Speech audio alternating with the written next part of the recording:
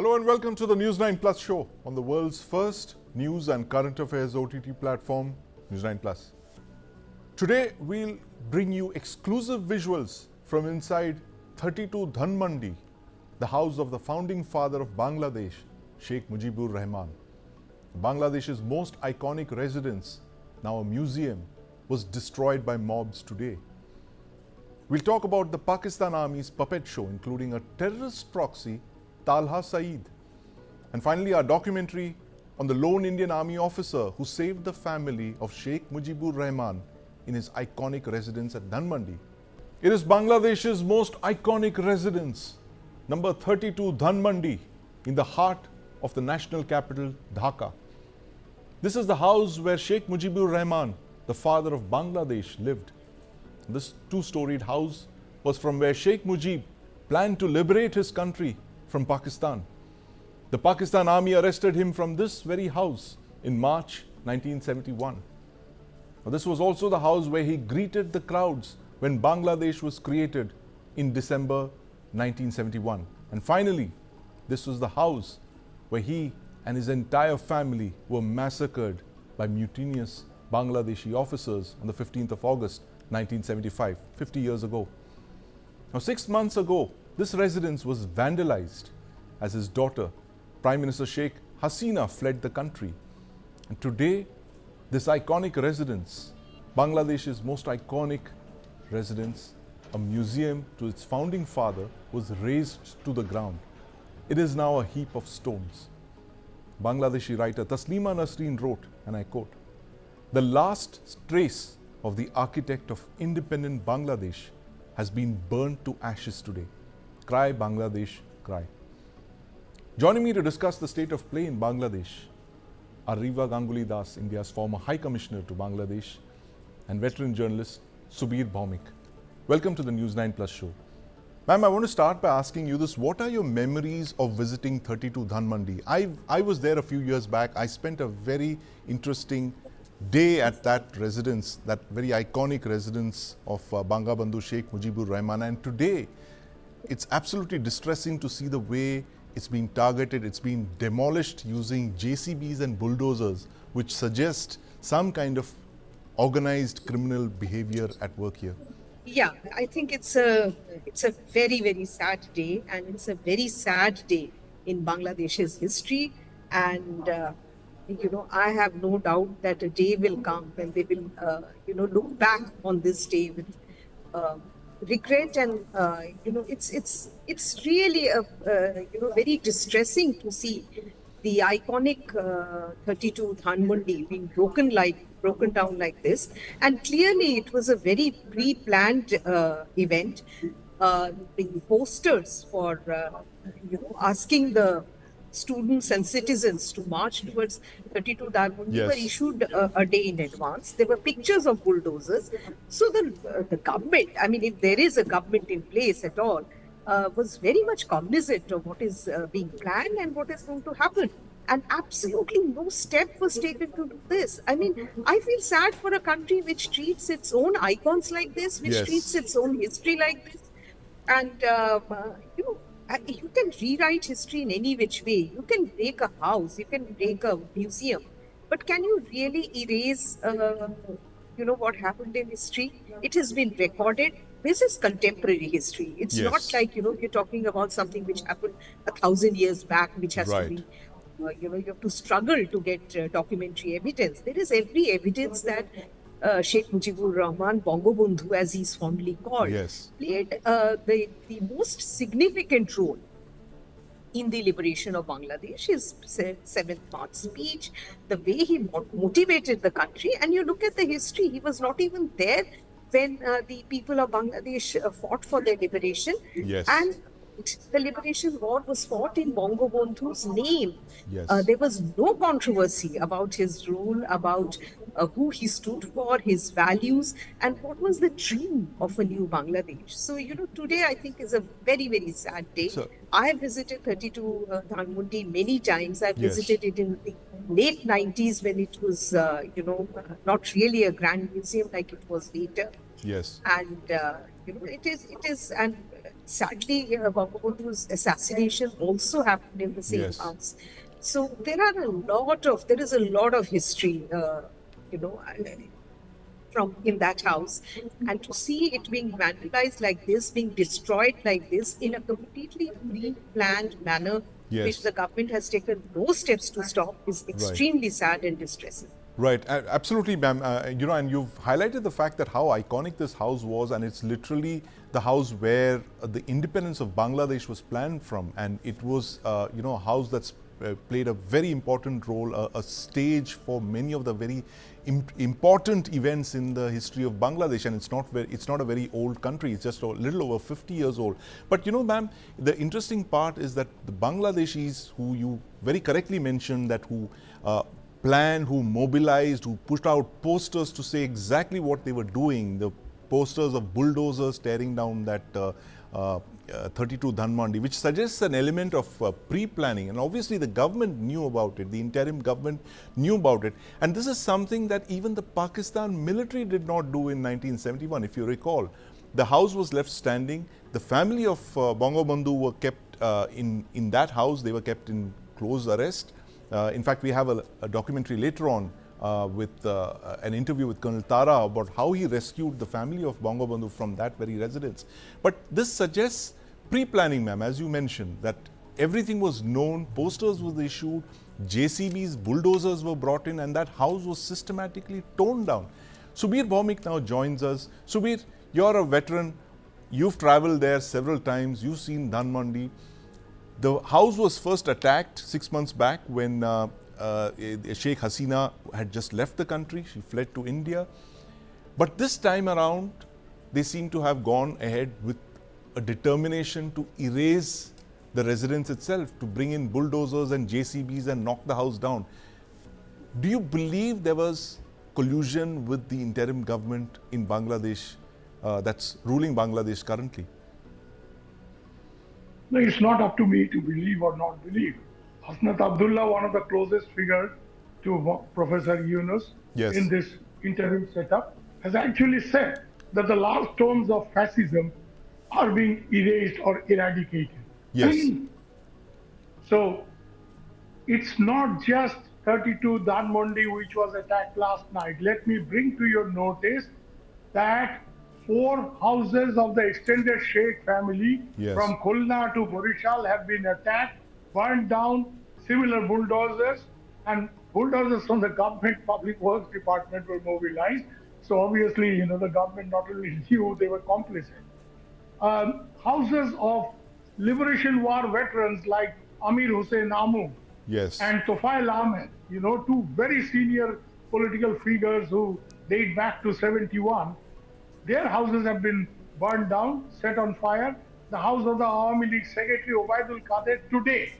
All this happened yesterday, the Black Wednesday, Yes. as I would call it.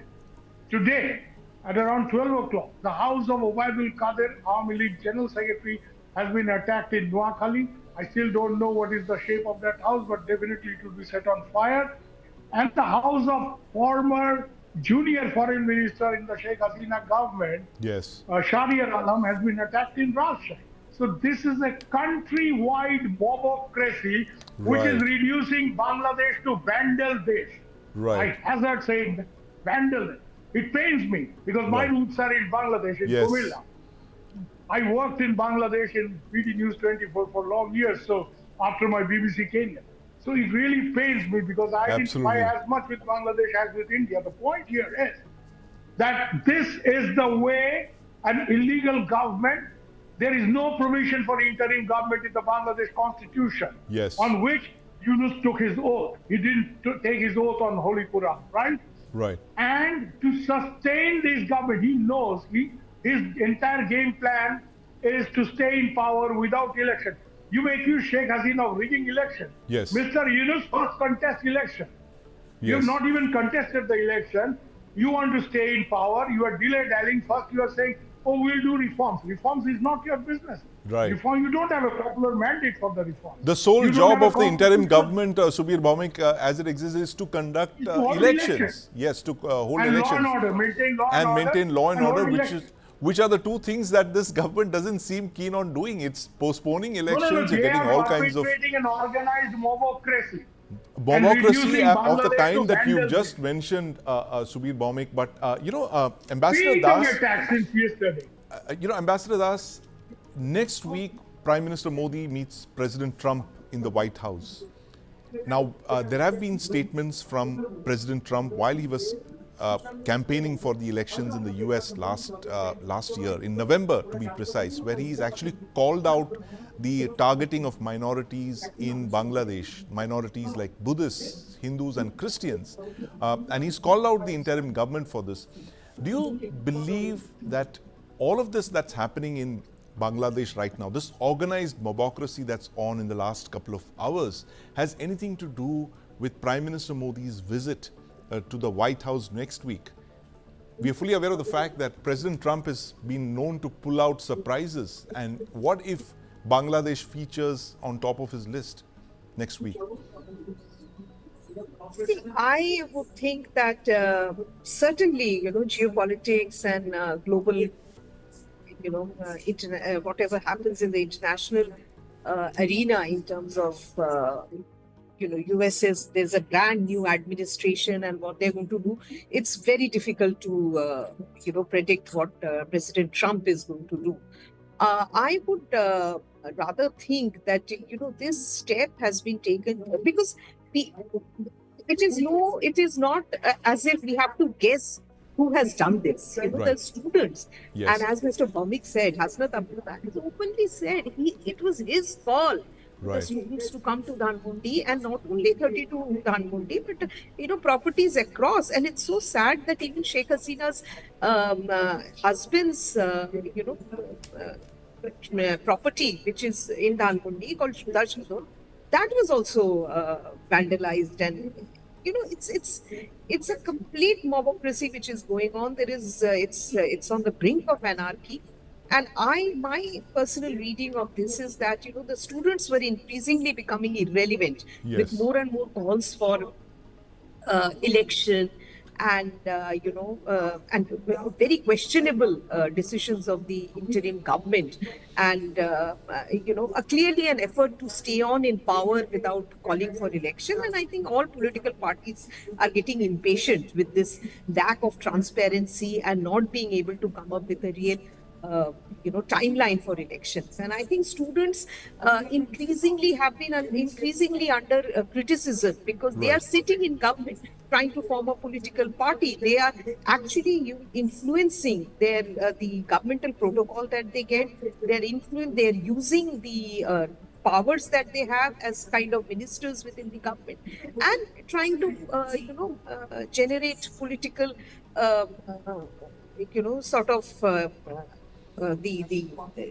building the base of their new political party. So I think the students were desperate to do something to once again attract attention and to once again, push things in, because Awami League is the main, Yes. very convenient. It's the largest punching, target, if you can call it target. that, And Ambassador along Das, with it, yes. India, I have heard absurd, conspiracy theories that India is behind this. I mean, really, what lengths people go to, attack India? I mean, why would India be behind this and be working with people who are clearly not, we have no commonality of interest. Absolutely. We have no commonality of interest, and as Subir, as you mentioned, it's Bangladesh is turning into Bangladesh, Vandladesh, if you can call it that. But what is going on in Bangladesh right now, Subir Bhaumik? The BNP must be pretty upset as well. They wanted early elections, and they possibly wanted a taste of power, and that doesn't seem to be happening quickly. You're looking at dates as early as 2026 for elections to be held. Can you give us the state of play in Bangladesh right now? No, this organized mobocracy is not something that's happened yesterday with Dhanmondi attacks and with the spate of attacks elsewhere. These mobs were mobilized to do what legally Yunus could not do, to actually force the resignation of Supreme Court justices, principals of educational institutions, senior bureaucrats. They were used to attack police. They were used to attack Hindu temples, but not just Hindu temples, mind you, Buddhist bihars, Christian churches, Sufi mazars in large numbers. So whoever is seen as some kind of a challenge has been attacked or silenced by mob. So if Sheikh Hasina has been accused of using the state apparatus for silencing her opponent, Yunus sir, hey, Nobel laureate as he is, should be getting a fresh Nobel Prize for using mobocracy to achieve political objectives, where political objectives like resignation of senior justices to principals of institutions have been forced by organized mobs going and attacking. BNP obviously wants early election, but BNP also does not want this kind of Awami League resurgence, because they want quick election, but without the giving Awami League any time to regroup, reform, because most of their leaders are away from the country, the senior leaders at least. The fighting types are still behind. So what this dispensation wants to do, Yunus has long planned a king's party. He tried it during 111, between 2006 and 8, with the help of the biggest superpower. So I share Ambassador Das's, sort of, reluctance to accept that, Trump will do something great for Bangladesh. I didn't really expect the Americans, because the American deep state has been complicit in this regime change. We know it. I can give you enormous amount of details how training has been conducted. And these are not students. These are Hizb ut-Tahrir cadres. They are not independent students or something. Hizb ut-Tahrir cadres, they are from Islamic Chhatra Shibir, which is the student wing of Jamaat Islami. Be it in Bangladesh, be it in West Bengal, there is no autonomous student movement. Let's get this right. People are deeply attached to political formations. So if there is SFI or Trinamool Chhatra Parishad here, there is Chhatra League, Chhatra Dal, and of course, the Hizb ut-Tahrir and Islamic Chhatra Shibir, don't forget, very important. They're small, but they can be dangerous. They can do things like they did yesterday. So obviously, BNP is unhappy, but BNP is as yet not willing to take on the Jamaat, which is backing Professor Yunus in his plans to, delay the elections as long as possible. Because if there are free and fair elections today, I can put my head and bet Jamaat will not get more than 10 or 15 seats. It has never got more than 17 it's always seats. Been on the political. It's always been on the political fringe. It's a political fringe. Ambassador Das, because of its siding with Pakistan in 71, going against the nationalist trend. So it's either BNP or Jamaat Islami. Now the problem for BNP, Sandeep, let me point out, is they call themselves Bangladesh Nationalist Party. Their founder was a freedom fighter, Major Zia, later General Zia. So what is BNP without Zia, and what is Zia without 71? So how can BNP be complicit with Jamaat? Jamaat may have a vested interest in erasing 71 because it sided with Pakistan. Their people have been hanged for crimes during 71. How can BNP position itself as a political party in Bangladesh by denying Zia? They can't. Zia founded the party, and Zia without 71 is nothing. In fact, in Bangladesh, the BNP claims that Zia is the person who declared the independence of Bangladesh from Radio Chittagong, or Radio Pakistan at that time. It's a very interesting story of the birth of the nation, Subir, that you have two leaders, two very tall leaders, one political and the other military, and both have their own political parties and their families and very different versions of history and how Bangladesh came up. But that's, Bangladesh for you. A very troubled history, a very recent history, a young state. But Ambassador Das, I have to ask you this. Is there evidence to suggest that the previous Joe Biden administration had something to do with the regime change in Bangladesh? There are several of these allegations that have come to the fore now of the US engineering regime change across the world using various organizations, instigating protests, student protests and the like. Do you believe that there was a concerted attempt on the part of the previous Biden administration to unseat Sheikh Hasina's government in Dhaka? Some sort of reports are available, and there is definitely there is this contention that the US embassy in Dhaka was guiding the whole process and was very much behind it. I personally feel that, even if the US Embassy did play an important role. Right. You can't deny the fact that there was a lot of discontent in Bangladesh about the way in which the last three elections were conducted. Yes. And the corruption which was rampant in the government. Everybody talked about corruption. Everybody Yes. knew who were the uh, bad eggs in the system, and from every institution in the country was, in a sense, compromised. Uh,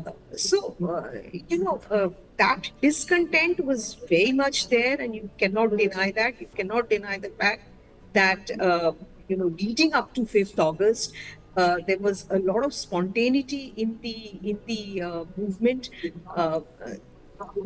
If you even go back and see the visuals of the Yes. amount of people who poured into the streets from even in provincial towns and on 4th August, you have to give it to them, the citizens of that country, that they protested against Sheikh Hasina's rule. And mainly the discontent was, of course, price rise following Yes. the Russia-Ukraine war. There was fuel crisis, very high inflation, course. unemployment, and a sense that the wealth which the country was generating was not being fairly distributed. Right. So that there was a lot of discontent with There the was a system lot of that- discontent, Ambassador Das, but that discontent seems to have been hijacked by a lot of forces that are inimical to the very existence of Bangladesh itself, as we've just seen a few hours ago, where there's this concerted attempt to erase Bangladesh's history, the story of its creation itself, and possibly foster closer ties with Pakistan of the kind that we've not seen in the last couple of years. This it's- is not a thing. This has happened in the past also. Yes. No, not as viciously as it is happening in Absolutely. front of us right now. Bangladesh goes through, these cycles of Periodic retributive cycles of violence and counter-violence. But Ambassador Das, I'm afraid we're revenge. completely out of time. This is a story that we will continue tracking as we have over the last 6 months. This very, very sad, those visuals that are coming out of Bangabandhu Sheikh Mujibur Rahman's house in Bangladesh raise, and a very concerted attempt to erase Bangladesh's history, its story of its creation itself. Thank you very much, Ambassador Das and Subir Bhaumik, for joining us this evening. Some years back, I had an exclusive tour of 32 Dhanmandi, the iconic residence of Bangabandhu Sheikh Mujibur Rahman, the house that no longer exists. Let's watch. This day is very important. Come here. If some people ask him, what was the protection? There was no protection. This wall has been raised now. It was half the size anybody could cross over. There is no guard regiment, no SSR, no. This place is all very humble, all green patch, nothing. Bank of this big lake, and no guard group, nothing was there. So on March 23rd, when the flag was raised for the first time, Wait, very important. Bangladesh flag was first raised from here yeah, on 23rd March. he was standing right here, He stood there, and the student leaders all wanted to raise the flag from there. and this is And a public road, And he used to see, he couldn't always go for the public meeting. right? He used to come here or get down from here and address all people here. So it was like a stage, It's a public like road. a It's like a stage. yeah. But then anybody could come in also. But then they used to gather around there, sit in the grasses there, under the trees there, and then they used to listen to him and they used to listen. This is the dining table of the President of Bangladesh. Only these are his crockeries he had.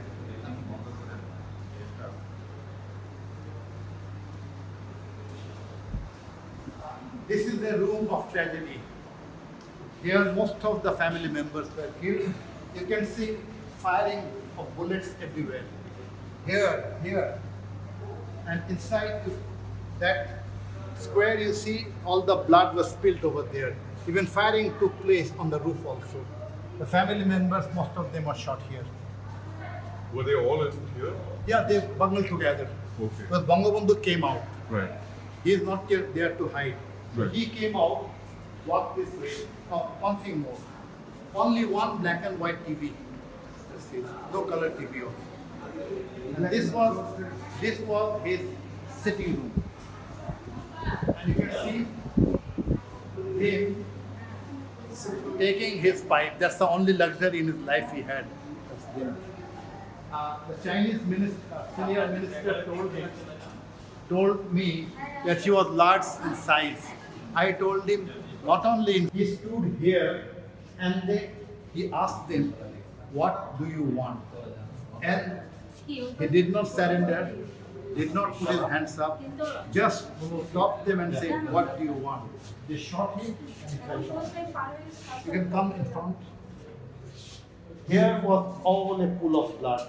So this place we kept it covered by the marks are almost gone. National standard is here. This is how he fell, and this is how he fell on the right. This is the only photograph we have of that time. This is a definition. It was not No. Every morning they would check the flag. Maybe that it was taken for cleaning. I don't know. So this is a photograph he had, and he lies over here. And you can see the bullet marks. Come. All the red marks over there, they're all bullet marks. Okay, you cannot step inside without stepping.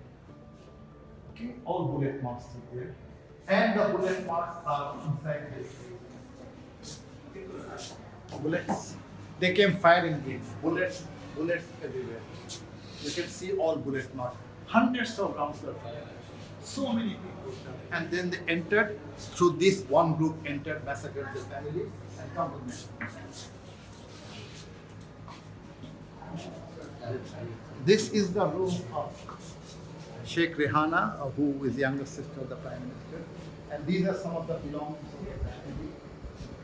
I haven't seen such a middle class living for anybody. Everything is here. His shirt, his chadar, simple, very simple man. You can see some of the blood stain clothing that could be recovered. You can see the marking of that. These were the wedding saris. Wedding saris.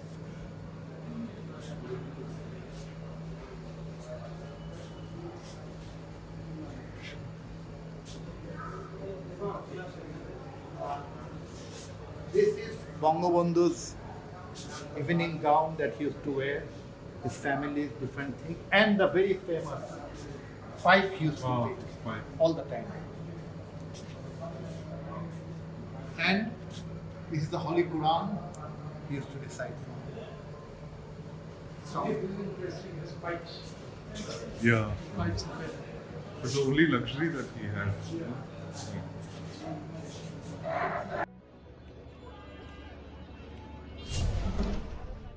Prime Minister Modi meets President Donald Trump in the White House next week.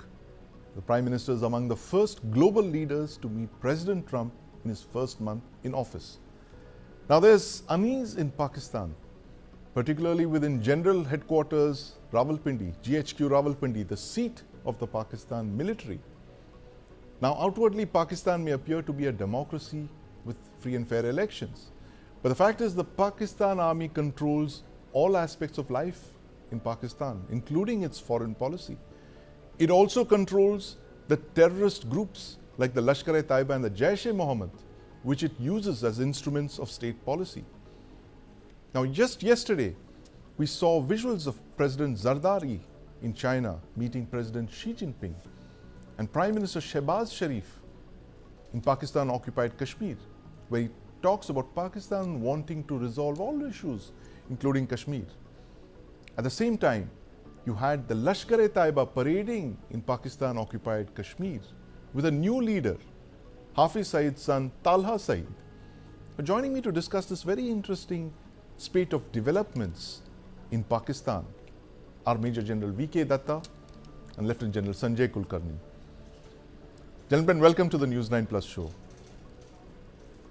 Thank you, Sandeep. General Kulkarni, I want to start by asking you this. Is this the Trump effect? We are suddenly seeing a lot of movement within Pakistan. The president has gone to China and met Xi Jinping and got an assurance of support. Prime Minister Shehbaz Sharif is in POK raising Kashmir. And you have this very interesting spectacle of Talha Saeed, who's a dead ringer for his father, the terrorist leader Hafiz Mohammad Saeed, parading in POK. Make sense of us. What's going on in the mind of the generals in GHQ Rawalpindi right now? Sandeep, a nervous breakdown. They are totally shaken up.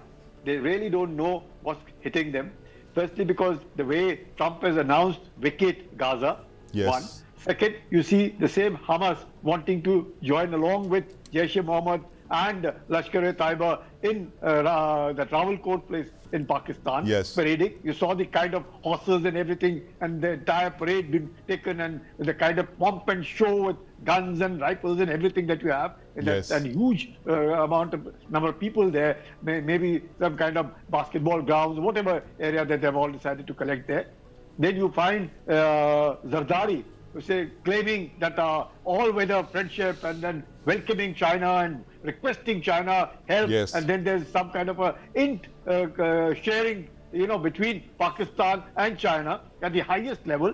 Then you have the Prime Minister himself going down to Muzaffarabad in Pak-occupied Kashmir, laying wreath. You have Munir, the chief over there. So all that, it's very, very clear. Pakistan has not learnt a lesson.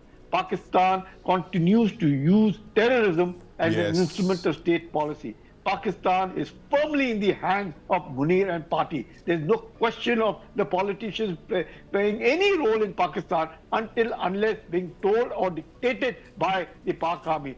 Presently, and the kind of chaos happening in, I would call it Pakhtunistan, Yes. the way the both the Taliban and Tehrik-e-Taliban Pakistan are hitting the security forces. You see Baluchistan Liberation Yes. Army hitting the security forces. So there's chaos. You have Sindhis, rising against Pakistan in Karachi. So Yes. there's a lot happening in Pakistan. Pakistan economically shattered, Yes. politically devastated, and now being in the grip of the jihadis. World over, Hamas is a terrorist organization. Yes. And imagine America, if America cannot control Pakistan, and China is in Pakistan, gone and sat in the lap of China, what do we expect? My God, what a Molotov cocktail as a neighbor. And Yes. Pakistan want good relations with India? Right. No question. Pakistan needs to be sorted out, if you ask me, Sandeep. Right, absolutely. General Kulkarni, the fact that you've highlighted the panic in Pindi right now. General Datta, the Pakistan military is completely caught unawares by this possibility of a meeting between Prime Minister Modi and President Trump. Do you think that they're trying to, second guess an outcome of that meeting, and therefore you have them moving all their puppets in all directions, including the president in Beijing, the prime minister in POK, the terrorist leader also in POK. They're playing out all their cards in quick succession, General Datta. It is like chickens running helter-skelter when a cat enters the arena. Right. So that is what's happening to Pakistan. Pakistan today is being hit from all directions. The Pakistan army is suffering heavy losses on daily basis. The Pakistan army's morale is down to their boots, whether it is the Baluch Liberation Army, whether it is Tehrik-e-Taliban Pakistan, whether there is unrest in Sindh, and whether it is the agitation in POK, or whatever is happening in Gilgit-Baltistan. Now Pakistan government is a puppet government as it is. It is playing in the hands of the Pakistan army. And on the other hand, on 8th of February, the Yes. PTI is going to carry out a big rally in Pakistan. And that is another factor which has jolted the Pakistan army. Because it is understood, and maybe things are trickling out, that Munir has maybe made a deal with the PTI and Imran Khan, Yes. that he will get him out of the Adiala jail and maybe give him a house arrest and all, so that he's able to control the Pakhtuns. Yes. Because if Imran stays in Tehrik-e-Taliban Pakistan, the Pakhtun factor and the Pathan factor, Yes. anti-Punjab is building up in Pakistan. And if that happens in a big way, Pakistan is going to break up into a number of pieces. Now, while that is happening in Pakistan, Pakistan Army and ISI are trying their best to counter India in whatever way they can, whether running to Bangladesh, sending ISI guys there, creating all kind of nonsense in Dhaka and via the medium of Zunus. And they've also had a meeting with the Chinzo army in Chittagong. Yes. The ISI people and the Bangladesh army. They're also trying to negotiate with the northeastern militant groups who are active against India. So Pakistan knows that they are going to drown, and they're seeing that how best can we take anybody else along with us. So I feel a very dark future for Pakistan. Yes. And in particular, after Trump and whatever policies is stated so far, is that anti-terror, anti-drug, and the mafia will be also dealt as terrorists. So he is a zero tolerance on terrorism. As far as Hafiz Saeed is concerned, his son is concerned, Hafiz Saeed is already a declared terrorist, and he was supposed to be behind bars, but this joker is being kept under house arrest by the Pakistan army, and they are now playing his son to take up the leadership in J&K to fight jihad against India. I think they are having absolute, I'll say, hallucinations and dreaming something which they can never achieve. Yes. If they want to continue with the state policy of terrorism, India has already said there is going to be no talk.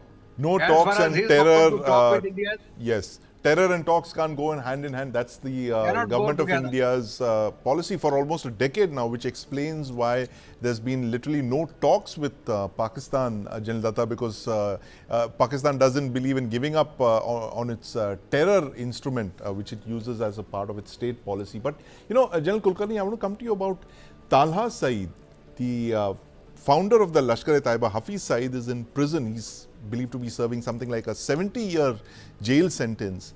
And lo and behold, you have the Pakistan military that has pulled his son, Talha Saeed, out of their hat and paraded him around. And if you look at him, he seems to be a dead ringer for his father. It's like a stunt double. If you look at him, he was wearing the same kind of pakol hat, the same glasses, the beard, the same girth, all of that. And he's trying to mimic his father. What is the Pakistan military trying to achieve by putting this kind of second generation of a terrorist group in play there? Is it trying to assert its control over the Lashkar-e-Taiba, or is it signaling to India, or is it both? Firstly to its own constituency, trying to tell them, here's a double. Yes. What if Hafiz Saeed is gone? Here's you have a double, his son. A body double. Identical in looks, identical in even his mannerisms. Yes. He's picked up everything so perfectly from his father, and the father has groomed his son to become a world-known terrorist. Imagine what is Pakistan up to. Pakistan doesn't seem to understand, having lost Afghanistan, having lost Taliban, who they themselves have created. Taliban, from there comes in 2007, Tehrik-e-Taliban Pakistan, and now in turn they go into Bangladesh and create another front over there with Jamaat. I don't know what's Pakistan up to, until and unless Pakistan again needs to be, as I said, needs to be sorted out, not for any other reason, just for this kind of a thing. You have Hamas. What did Hamas do in Gaza, and what are they continuing to do with it? They're actually ruined themselves, and now they find themselves coming in the backyards of India, wanting to, get involved with Pakistan and ISI, and look at the kind of ISI's flags in Bangladesh. Yes. So imagine what's going on around in our neighborhood. We ought to be alert. We need to be really very, very vigilant. We have to have our surveillance intact, and we really need to have people, and we just cannot have our guards down. We can't have our guard down indeed. But, Yeah. General Kulkarni, this teaming up of Hamas, is there any credibility to this? The fact that Hamas has now come together, the Lashkar, which is what this parade was all about in POK. Is there any credence? Do you attach any importance to this development there? Is it something for us to worry about, the fact that you have Hamas in the backyard now? What happens is this entire organizations like the Al-Qaeda, they are not with Khilafat. So you find that they are a little different, this thing, they are not with ISI, but there's a complete Molotov cocktail, all of it into it. You will find Lashkar-e-Taiba into it, Al-Qaeda into it, and when it matters, even the ISI is into it, anything and everything. Though the ideologies may be different, but purpose is one. Is to have their ideology implanted, the entire population indoctrinated into their ideology, and then they will see what they want to do. Taliban doesn't like ISIS at all. The Taliban would not let ISIS come anywhere close to them because Taliban is a tribal thing and therefore Yes. they believe in only Pashtun. They are only concerned with Pashtun. ISIS is not Pashtun. ISIS is trans-Islam. They are Yes. absolute caliphate that they would want to extend anyway, even India if they are their way. So we ought to be very careful. We really need to be very, very vigilant. We need to be very have to have vigilant, our guards General up. Kulkarni. General Datta, is there cause for concern the fact that you now have Hamas teaming up with Lashkar-e-Taiba? Is this, coming together of these two organizations? Is that also part of the Pakistan military's game plan? Could that be used to carry out what you call deniable terror attacks? No, I personally feel that it's just it's a propaganda game going on.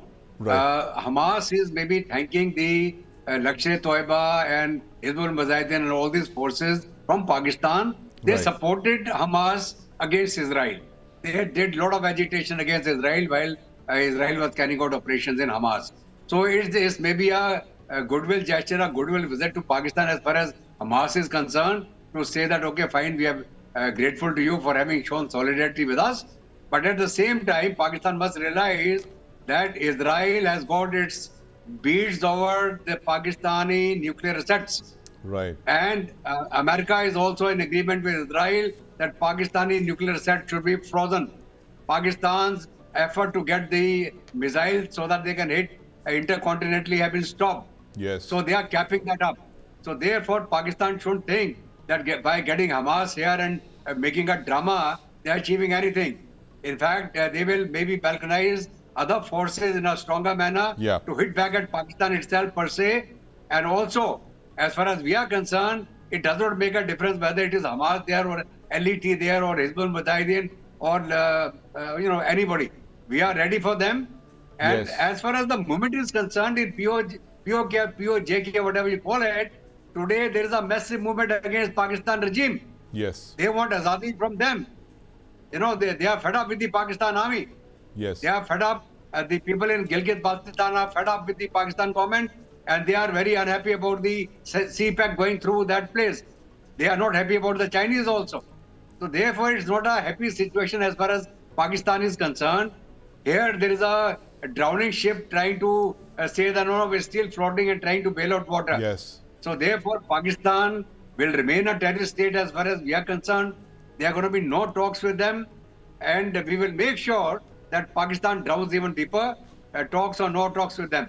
Yes. Because Absolutely. we had never stopped the talks. They are the ones who stopped the trade. They are the ones who stopped everything. And let them drown now. What difference does it make to us? Because As they far don't as want to give up Afghanistan is the concerned, we use are of supplying terror them as an from the instrument of border state force. policy. I'm afraid we're completely out of time, General Datta. Thank you very much for joining us, General Kulkarni, General Datta. We're talking about Pakistan's new games that they're playing in the last couple of days, and there seems to be a panic in Pindi, and of course when Pindi panics, there's reason for India to be on its guard to prevent any kind of terror attack. Thank you very much.